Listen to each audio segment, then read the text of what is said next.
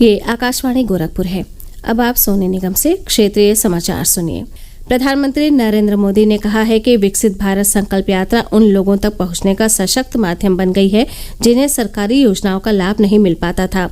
विकसित भारत संकल्प यात्रा के देश भर के लाभार्थियों से वीडियो कॉन्फ्रेंसिंग के जरिए संवाद करते हुए उन्होंने कहा कि ये यात्रा देश के हर नागरिक तक पहुंचने का एक विनम्र प्रयास है। उनके सरकार ने लाभार्थियों की पहचान की है और इस अभियान के माध्यम से उन तक पहुंच रही है। प्रधानमंत्री ने कहा कि यात्रा के दौरान 1.25 करोड़ से अधिक लोग मोदी की गारंटी वाली गाड़ी तक पहुंच चुके हैं। इस दौरान 35 लाख से अधिक लोगों को आयुष्मान स्वास्थ्य कार्ड वितरित किए गए हैं। प्रधानमंत्री ने युवाओं से फिट रहने की अपील की और पोषण, पानी एवं पहलवानी पर विशेष ध्यान देने को कहा। इस मौके पर सूचना और प्रसारण मंत्री अनुराग सिंह ठाकुर ने कहा कि पिछले 3 से 4 सप्ताह के बीच 40,000 से अधिक शिविरों में 1 करोड़ 20 लाख से अधिक लोगों ने अपनी उपस्थिति दर्ज कराई है। मुख्यमंत्री योगी आदित्यनाथ ने गोरखपुर से वर्चुअल माध्यम से विकसित भारत संकल्प यात्रा संबंधी प्रधानमंत्री नरेंद्र मोदी का देशव्यापी संवाद कार्यक्रम सुना। जनपद के झारखंडी में विकसित भारत संकल्प यात्रा के तहत आयोजित कार्यक्रम में उन्होंने कहा कि पिछले 9.5 वर्षों के अंदर देश ने प्रधानमंत्री के नेतृत्व में सर्वांगीण विकास की नई ऊंचाइयों को प्राप्त किया है। पीएम मोदी के नेतृत्व में नए भारत का दर्शन हो रहा है। मुख्यमंत्री नगरीय क्षेत्र में प्रधानमंत्री आवास योजना के तहत बनने वाले 1100 आवासों के प्रतीकात्मक भूमि पूजन में शामिल हुए। उन्होंने विभिन्न योजनाओं के लाभार्थियों को सम्मानित भी किया। विकसित भारत संकल्प यात्रा की चर्चा करते हुए मुख्यमंत्री ने कहा कि पिछले 9.5 वर्षों के भीतर देश में 10 करोड़ से अधिक गरीबों के शौचालय बनाए गए हैं। इनमें से 4 करोड़ शौचालय अकेले उत्तर प्रदेश में बने हैं। इसी तरह देश में 4 करोड़ गरीबों के आवास बनवाए गए हैं, जिनमें से 55 लाख आवास यूपी में बने हैं। उन्होंने कहा कि 15 नवंबर से शुरू हुई भारत संकल्प यात्रा 26 जनवरी तक देश के हर गांव तक पहुंचेगी। केंद्रीय महिला एवं बाल विकास मंत्री स्मृति ईरानी ने अमेठी जनपद से प्रधानमंत्री का संवाद कार्यक्रम देखा। उन्होंने विभिन्न योजना के लाभार्थियों को योजना संबंधी प्रमाण पत्र भी सौंपा। केंद्रीय राज्य मंत्री साध्वी निरंजन ज्योति ने फतेहपुर जिले से प्रधानमंत्री का लाभार्थियों से संवाद सुना।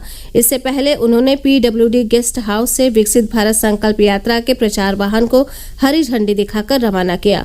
केंद्रीय राज्य मंत्री डॉक्टर संजीव बालियान ने मुजफ्फरनगर जिले के रसूलपुर दभेड़ी गांव में प्रधानमंत्री का संवाद सुना। उन्होंने हजारों लोगों के साथ वर्ष 2047 तक भारत को विकसित बनाने की शपथ ली।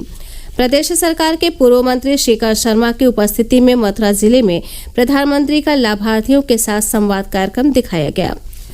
केंद्र और प्रदेश सरकार के विभिन्न मंत्रियों ने अलग अलग स्थानों से विकसित भारत संकल्प यात्रा में प्रतिभाग किया और प्रधानमंत्री का वर्चुअल संवाद कार्यक्रम भी सुना। मुख्यमंत्री योगी आदित्यनाथ ने कहा है कि जब सरकार संवेदनशील होती है तो गरीबों और कमजोर लोगों की सुनवाई होती है। गोरखपुर के महंत दिग्विजयनाथ पार्क में 1500 जोड़ों के मुख्यमंत्री सामूहिक विवाह कार्यक्रम को संबोधित करते हुए उन्होंने कहा कि हमें समाज में किसी भी ऐसी कुरीति को पनपने नहीं देना है जो समाज के विकास में बाधक हो। मुख्यमंत्री सामूहिक विवाह का कार्यक्रम डबल इंजन सरकार के प्रयासों और सामाजिक कुरीतियों पर प्रहार का आयोजन है। बाल विवाह से पूरी तरह छुटकारा पाने के साथ दहेज के अत्याचार को समाप्त करने की दिशा में ये आयोजन अभिनव प्रयास है। उन्होंने बताया कि इस योजना के तहत वर्ष 2017 से अब तक सरकार करीब 3 लाख शादियां करा चुकी है। वर्ष 2017 के पहले प्रत्येक जोड़े के विवाह पर 31,000 रुपये खर्च किए जाते थे, जिसे बढ़ाकर अब 51,000 रुपये कर दिया गया है। केंद्र सरकार ने अगले साल मार्च तक के लिए प्याज के निर्यात पर प्रतिबंध लगा दिया है। इसका उद्देश्य घरेलू बाजारों में प्याज की पर्याप्त उपलब्धता सुनिश्चित करना और कीमतों पर नियंत्रण रखना है। इस संबंध में विदेश व्यापार महानिदेशालय की अधिसूचना कल से लागू हो गई है।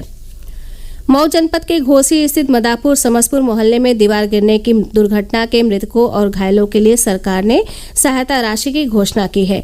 कल हुई इस दुर्घटना में 5 महिलाओं और 2 बच्चों की मौत हो गई, जबकि 2 दर्जन से अधिक लोग घायल हैं। मुख्यमंत्री योगी आदित्यनाथ ने मृतकों के प्रति गहरा शोक प्रकट करते हुए मृतक परिवारों के लिए 2-2 लाख रुपए जबकि घायलों के लिए 50-50 हजार रुपए की सहायता राशि देने की घोषणा की है। मुख्यमंत्री ने जिला प्रशासन को पूरी घटना की गंभीरता से जांच कर दोषियों के खिलाफ कड़ी कार्रवाई के निर्देश दिए हैं।